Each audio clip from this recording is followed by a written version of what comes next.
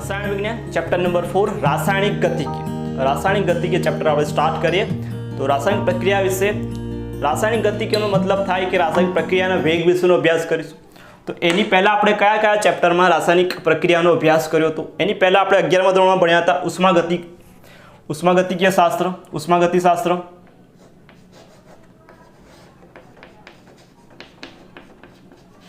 ઉષ્માગતિશાસ્ત્ર ઉષ્માગતિશાસ્ત્રમાં એવું કીધું કે જે પ્રક્રિયા માટે ગિબ્સ મુક્ત ઉર્જા એટલે કે ડેલ્ટા G નું મૂલ્ય 0 કરતા ઓછું એટલે કે નેગેટિવ એટલે કે ઋણ આવે, જે પ્રક્રિયા માટે ડેલ્ટા G એટલે કે મુક્ત ઉર્જાનું મૂલ્ય ઋણ આવે તો એવી પ્રક્રિયાઓ સ્વયંસ્ફુરિત એટલે કે આપમેળે થશે। स्वयंस्फुरित अथवा तो आपमेळे थशे એટલે કે પ્રક્રિયા થશે કે નહીં એ ઉષ્માગતિશાસ્ત્ર દ્વારા આપણને જાણવા મળે। એટલે પ્રક્રિયા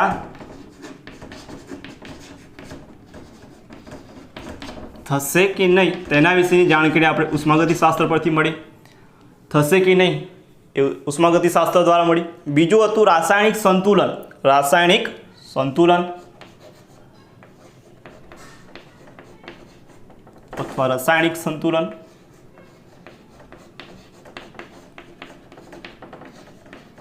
केमिकल इक्विलिब्रियम अथवा इक्विलिब्रियम चैप्टर। तो संतुलन द्वारा रासायनिक संतुलन द्वारा प्रक्रिया केटला अंशे आगळ वधशे प्रक्रिया केटला अंशे पुरोगामी दिशामां एटले प्रक्रिया केटला अंशे पुरोगामी मतलब निपज तरफ पुरोगामी दिशा में आगळ वधशे।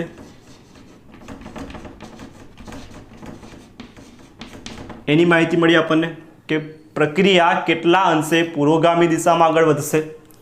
एना परथी संतुलन अचळांक के नी किंमत परथी आ नक्की करी शकाय। संतुलन अचळांक के नी किंमत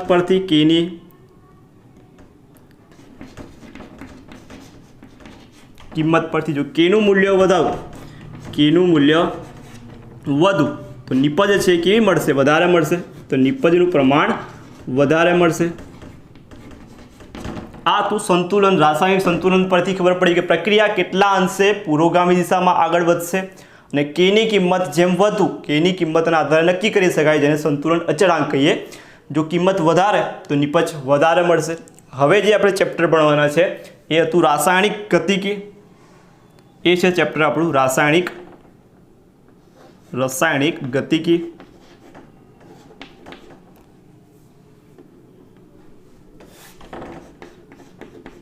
रासायनिक गतिकी तो रासायनिक गतिकीमां प्रक्रियाना वेग અને એને અસર કરતા પરિબળો વિશેનો અભ્યાસ કરવામાં આવશે। રાસાયણિક ગતિકીમાં પ્રક્રિયાના વેગ તો પ્રક્રિયાનો વેગ અને તેને અસર કરતા પરિબળો।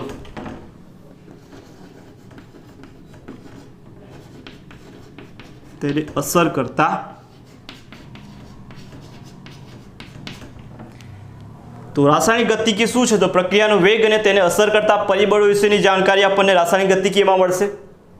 તો રાસાયણિક પ્રક્રિયા વિશે માહિતી આપણને ઉષ્માગતિશાસ્ત્ર પરથી મળે કે પ્રક્રિયા આપમેળે થશે કે નહીં, એટલે કે ડેલ્ટા G એટલે કે ગિબ્સ ફ્રી એટલે કે મુક્ત ઉર્જાનું મૂલ્ય ઋણ હશે તો પ્રક્રિયા આપમેળે એટલે કે સ્વયંસ્ફુરિત થશે। એનો મતલબ પ્રક્રિયા થશે કે નહીં એ માહિતી ઉષ્માગતિશાસ્ત્ર પરથી મળી। रासायनिक संतुलन परथी के प्रक्रिया केटला अंशे पुरोगामी दिशा में आगळ वधशे तेनी माहिती मळशे, जेमां संतुलन अचळांक के नी किंमत जो वधारे मळे तो निपज वधारे मळे। रासायनिक गतिकीमां प्रक्रियानो वेग अने तेना असर करता परिबळ। प्रक्रियानो वेग मतलब प्रक्रिया केटला समयमां पूर्ण थशे एना विशेनी माहिती आपणे रासायनिक गतिकीमां मळे छे। तो चालू करीए आपणे रासायनिक गतिकी। तो पहेला लखीए रासायनिक गतिकीनी व्याख्या।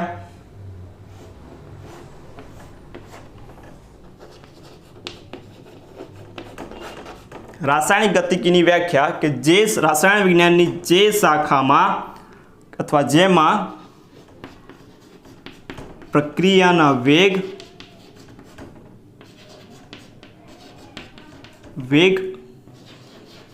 અને તેને અસર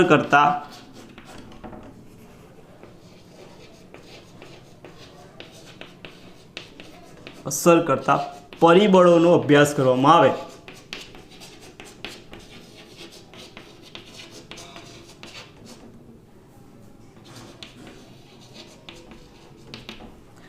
જેમાં પ્રક્રિયાનો વેગ અને તેને અસર કરતા પરિબળોનો અભ્યાસ કરવામાં આવે છે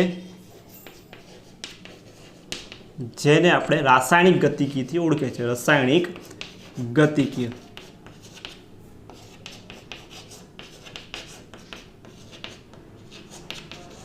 તો રસાયણ વિજ્ઞાનની જે શાખામાં પ્રક્રિયાનો વેગ અને તેના અસર કરતા પરિબળો તેના પર અસર કરતા પરિબળોનો અભ્યાસ કરવામાં આવે છે તેને રાસાયણિક ગતિકી કહે છે.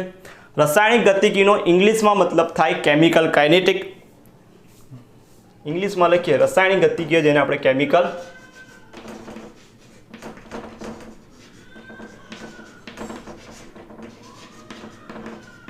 કાઇનેટિક્સ. તો આ કાઇનેટિક જે શબ્દ છે એ ગ્રીક શબ્દ કાઇનેસિસ, આ જે શબ્દ છે એ ગ્રીક શબ્દ કાઇનેસિસ પરથી આવે છે. કાઇનેસિસ, ગ્રીક શબ્દ કાઇનેસિસ જેનો મતલબ થાય છે હલનચલન, જેનો મતલબ છે હલનચલન, મૂવમેન્ટ.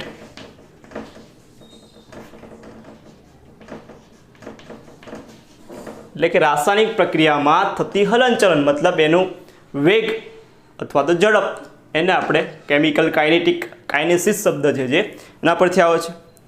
પ્રક્રિયાનો વેગ અથવા ઝડપ, હલનચલન જે છે એટલે કે પ્રક્રિયાનો વેગ અને ઝડપ શું છે? તો લખીએ પહેલું બીજો પોઈન્ટ કે પ્રક્રિયાનો વેગ અથવા ઝડપ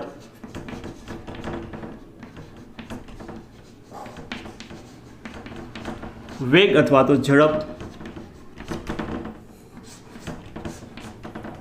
સપોઝ આપણે એક ઉદાહરણ લખીએ કે કોઈ પ્રક્રિયા થાય છે,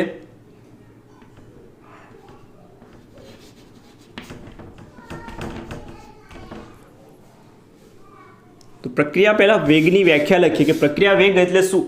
તો પ્રક્રિયા વેગ એટલે કે એકમ સમયમાં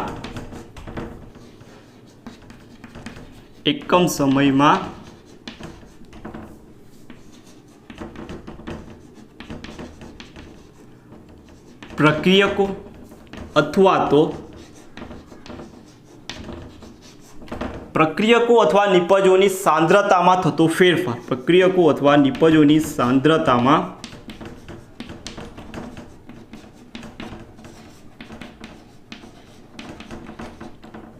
પ્રક્રિયા વેગ અથવા પ્રક્રિયા ઝડપની વ્યાખ્યા એવું છે કે એકમ સમયમાં પ્રક્રિયકો અથવા નિપજોની સાંદ્રતામાં થતો ફેરફાર. તો આપણે જોઈએ કોઈ પ્રક્રિયા લખીએ. સપોઝ ઉદાહરણ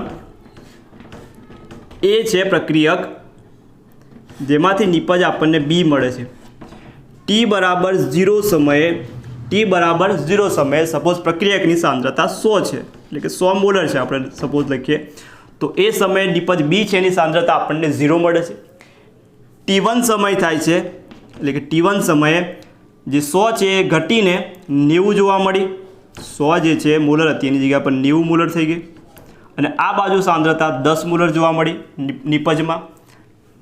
પછી ટાઈમ જોયો T3 અને T2 સમય પર જોયું તો જે 90 હતી એ ઘટીને 75, તો આ બાજુ 25. પછી T3 સમય નોંધવામાં આવ્યું તો 75ની જગ્યા પર 55 કાં તો 50 થઈ ગઈ, તો આ બાજુ 50% થઈ. એટલે પ્રક્રિયાના ઉદાહરણ પરથી જોઈએ કે T2 સમયે 100 હતી તો આ બાજુ 0 હતી. T1 સમયે જોયું તો 90 મોલર, આ બાજુ 10 હતી. 75 આ બાજુ 25 થઈ અને 50 અને 50. તો જોઈએ તો આના પરથી દેખાય છે કે જેમ જેમ સમય વધે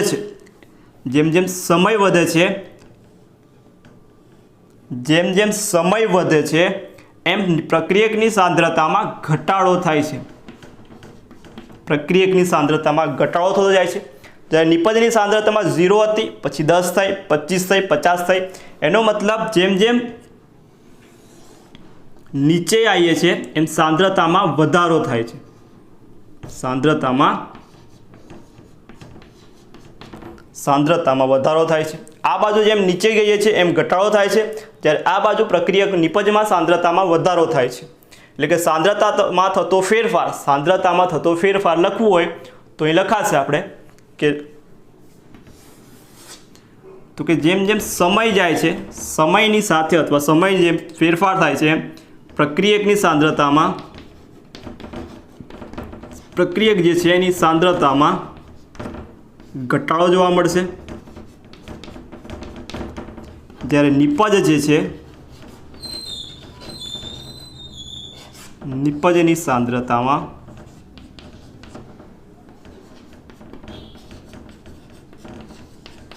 વધારો જોવા મળશે। એટલે પ્રક્રિયા વેગ શું છે? પ્રક્રિયા વેગ એટલે કે એકમ સમયમાં પ્રક્રિયકો અથવા નિપજની सांद्रतामां થતો ફેરફાર। सांद्रतामां શું ફેરફાર થાય છે? તો નિપજ જે છે એની सांद्रतामां વધારો થાય છે, જ્યારે પ્રક્રિયક જે છે એની सांद्रतामां ઘટાડો થાય છે। એટલે પ્રક્રિયામાં પ્રક્રિયકની सांद्रतामां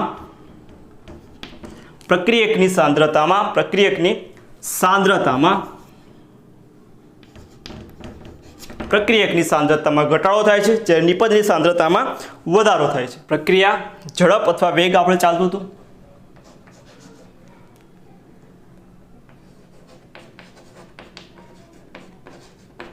પ્રક્રિયા વેગ અથવા તો ઝડપ, એની વ્યાખ્યા લખી હતી આપણે કે એકમ સમયમાં પ્રક્રિયક અથવા તો નિપજની सांद्रतामां થતો નિપજ અથવા પ્રક્રિયકની सांद्रतामां થતો ફેરફાર, જેને આપણે પ્રક્રિયા વેગ અથવા પ્રક્રિયા ઝડપ કહીશું। અથવા બીજું લખી શકાય કે પ્રક્રિયકની सांद्रता અને નિપજની सांद्रतामां શું થાય છે આપણે જોયું પ્રક્રિયા એક ઉદાહરણ દ્વારા કે પ્રક્રિયકની सांद्रता છે એ સમય સાથે શું થાય છે? ઘટતી જાય છે, જ્યારે નિપજની सांद्रता છે વધતી જાય છે। એટલે નીચે લખી શકાય કે એકમ સમયમાં પ્રક્રિયક માટે લખવું હોય તો એકમ સમયમાં પ્રક્રિયા વેગ અથવા ઝડપ લખવું હોય પ્રક્રિયક માટે તો એકમ સમયમાં પ્રક્રિયકની सांद्रतामां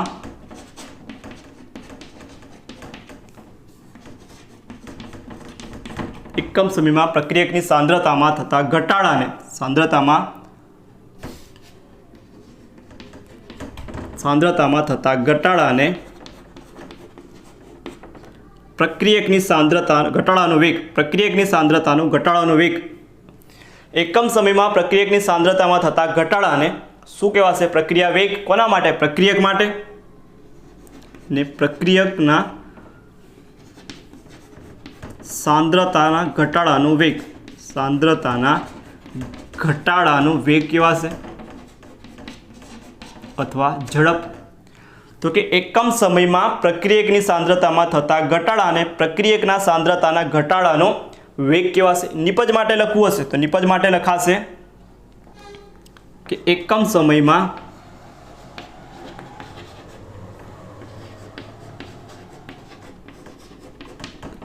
સમયમાં પ્રક્રિયકની જગ્યા પર નિપજ એટલે લખાશે નિપજની सांद्रतामां થતો વધારો,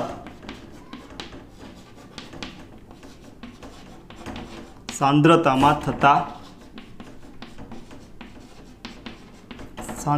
થતા વધારાને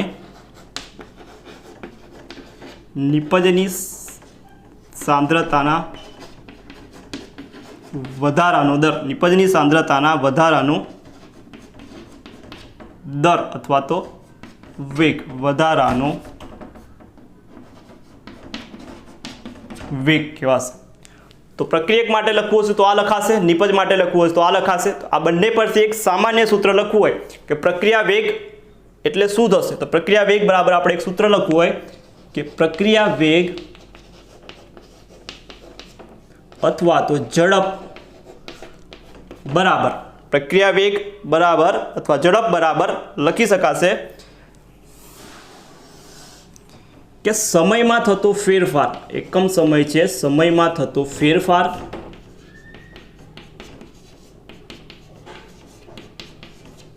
ઉપર લખાશે પ્રક્રિયક અથવા નિપજની સાંદ્રતા। પહેલી જે વ્યાખ્યા છે એના પરથી કે પ્રક્રિયક અથવા નિપજની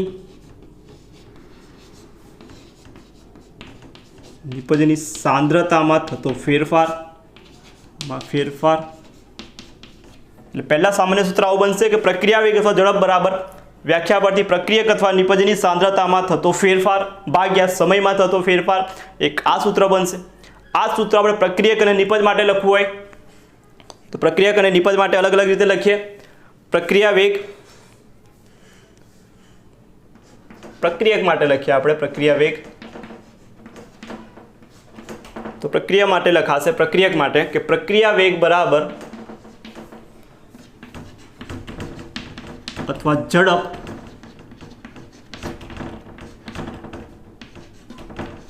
પ્રક્રિયા વેગ અથવા ઝડપ બરાબર પ્રક્રિયકની સાંદ્રતામાં ઘટાડો થાય છે। એટલે ઉપર લખાશે ફેરફાર જે છે પ્રક્રિયકની સાંદ્રતામાં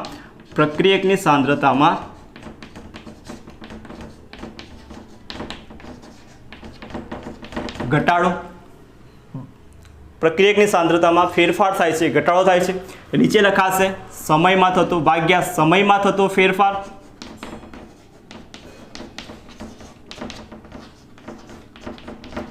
તો પ્રક્રિયા વેગ અથવા પ્રક્રિયા ઝડપ બરાબર પ્રક્રિયકની સાંદ્રતામાં થતો ઘટાડો ભાગ્યા સમયમાં થતો ફેરફાર, જેને આપણે પ્રક્રિયક માટે પ્રક્રિયા વેગ લખ્યું। એવી જ રીતે નિપજ માટે લખીએ આપણે તો નિપજ માટે પ્રક્રિયા વેગ અથવા પ્રક્રિયા ઝડપ બરાબર પ્રક્રિયા વેગ અથવા તો પ્રક્રિયા ઝડપ બરાબર નિપજની સાંદ્રતામાં થતો ફેરફાર, તો ફેરફાર થાય છે વધારો થાય છે એટલે લખાશે નિપજની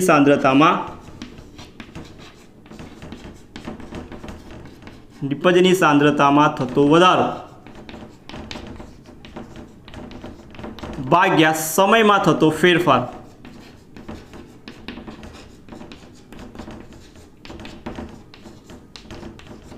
સમયમાં થતો ફેરફાર।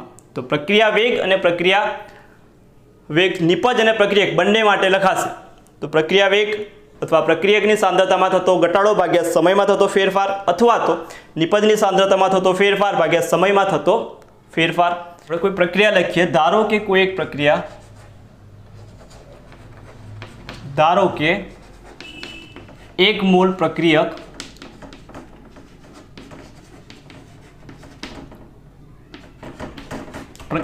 R માંથી 1 મોલ નિપજ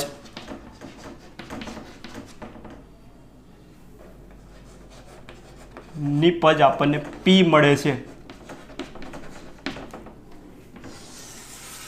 એક પ્રક્રિયા લખીએ આપણે કે પ્રક્રિયક R છે એમાંથી 1 મોલ આપણે નિપજ P મળે છે, તો પ્રક્રિયા લખીએ 1 મોલ R છે જેમાંથી નિપજ આપણને P મળે છે। તો લખી નાખીએ એની સાંદ્રતા લખીએ, સપોઝ T બરાબર અથવા T1 સમયે સાંદ્રતા જે પ્રક્રિયક જે છે R એની સાંદ્રતા છે R1, સાંદ્રતા છે એને કૌંસમાં લખીશું સાંદ્રતા R1 છે, તો નિપજ P જે છે એની સાંદ્રતા આપણને P1 મળે છે। હવે T2 સમયે આપણે T2 સમયે સાંદ્રતા નોંધીએ તો T2 સમયે પ્રક્રિયક જે R છે એની સાંદ્રતા R2 મળે છે, નિપજ P છે એની સાંદ્રતા P2 મળે છે। કોઈ પ્રક્રિયા આપી છે આપણને 1 મોલ R છે એમાંથી P બને છે T1 સમયે એની સાંદ્રતા R1 છે અને નિપજ છે જેની સાંદ્રતા P1 છે। T2 સમયે સાંદ્રતા R2 છે જ્યારે પહેલાની P2 છે। તો સમયમાં થતો ફેરફાર શોધવો હોય તો લખીએ સમયમાં થતો ફેરફાર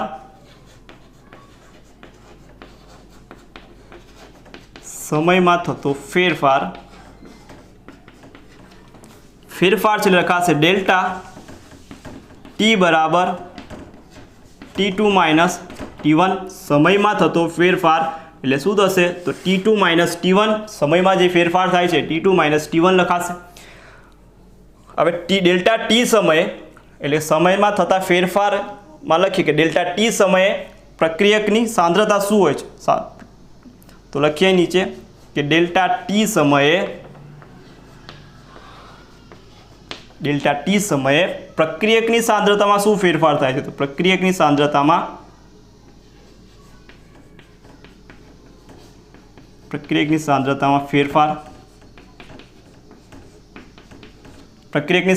ફેરફાર તો લખાશે ડેલ્ટા આર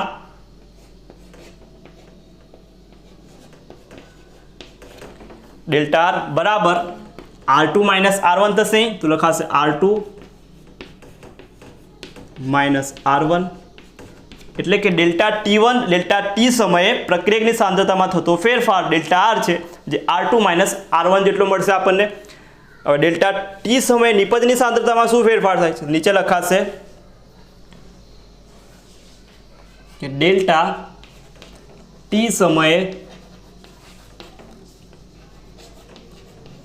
નિપજની સાંદ્રતામાં થતો ફેરફાર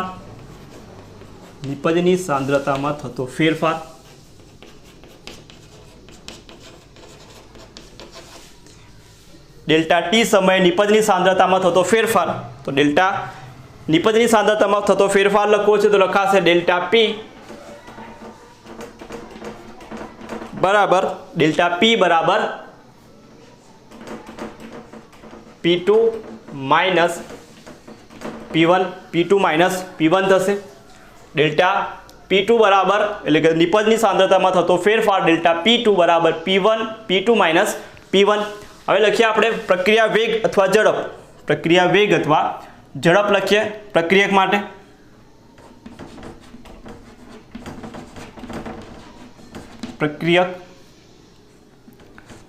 પ્રક્રિયા વેગ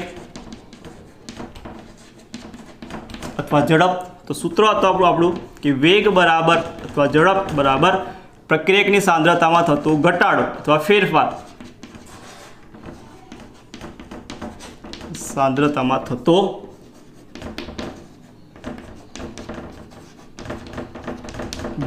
પ્રક્રિયકની સાંદ્રતામાં થતો ઘટાડો ભાગ્યા સમયમાં થતો ફેરફાર. સૂત્ર હતું આપણું આ સમયમાં થતો ફેરફાર, જે આપણે ઓલરેડી આગળ લખ્યું હતું કે પ્રક્રિયા વેગ અથવા વેગ બરાબર પ્રક્રિયકની સાંદ્રતામાં થતો ઘટાડો ભાગ્યા સમયમાં થતો ફેરફાર. પ્રક્રિયાની સાંદ્રતામાં થતો ઘટાડો એટલે ફેરફાર જે છે ડેલ્ટા આર, એટલે વેગ બરાબર જેને ઇંગ્લિશમાં રેટ એટલે લખવું હોય તો આર લખાય, તો આર બરાબર પ્રક્રિયકની સાંદ્રતામાં થતો ફેરફાર જે છે એ છે ડેલ્ટા આર ભાગ્યા સમયમાં થતો ફેરફાર ડેલ્ટા ટી. પ્રક્રિયકની સાંદ્રતામાં ઘટાડો થાય છે એટલા માટે અહીં સાઇન આવશે માઇનસનું, એટલે ઘટાડોનું સૂચવે છે, માઇનસ ચિહ્ન જે સૂચવે છે કે પ્રક્રિયકની સાંદ્રતામાં ઘટાડો થાય છે. આરની જગ્યા પર લખાશે આપણે કે R2 માઇનસ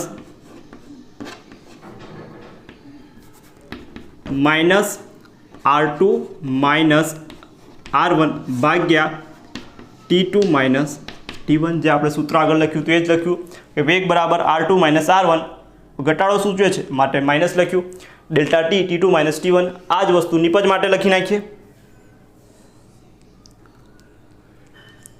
પ્રક્રિયા વેગ ફોર નિપજ માટે પ્રક્રિયા વેગ શું લખાશે? તો નિપજ માટે પ્રક્રિયા વેગ લખાશે વેગ બરાબર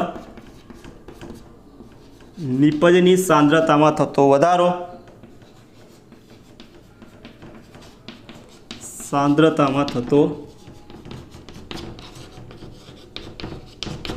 ભાગ્યા સમયમાં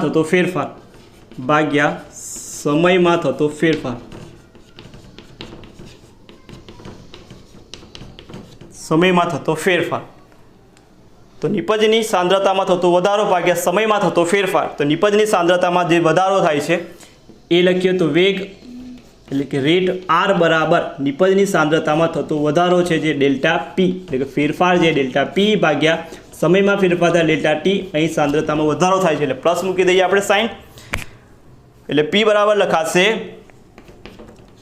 P2 માઇનસ P1 ભાગ્યા ડેલ્ટાની જગ્યા પર ડેલ્ટા ટીની જગ્યા પર લખીએ T2 માઇનસ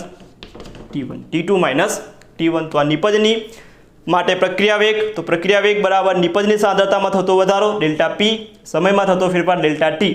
ડેલ્ટા પીની જગ્યા પર લખવું હોય તો લખાય P2 - P1, અને સાઇન જે છે વધારો છે માટે પ્લસ, અને ડેલ્ટા ટી બરાબર T2 - T1. તો આ તો પ્રક્રિયા વેગ એનું મેથેમેટિકલ એટલે ગાણિતિક સ્વરૂપ સૂત્ર સ્વરૂપે લખવું હોય તો આ રીતે લખાય.